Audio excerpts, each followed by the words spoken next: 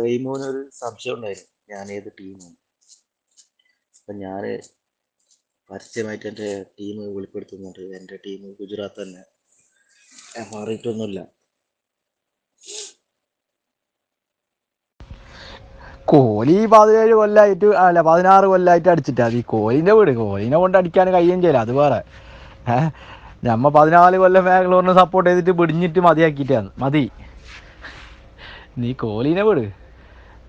സഞ്ജു അടിക്കണമെന്ന് നമുക്ക് ആഗ്രഹം ഉണ്ടായിന്, എന്താക്കാൻ?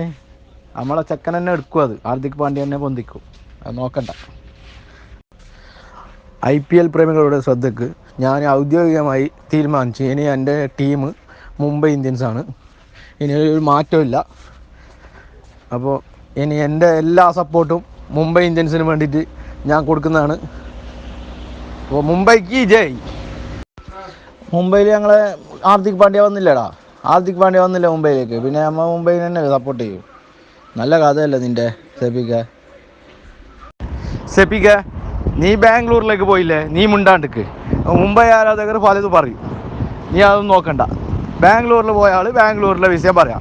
നിങ്ങൾക്ക് എന്ത് പറയാനില്ല, നിനക്ക് തോറ്റ് നാറുന്നുള്ളത്.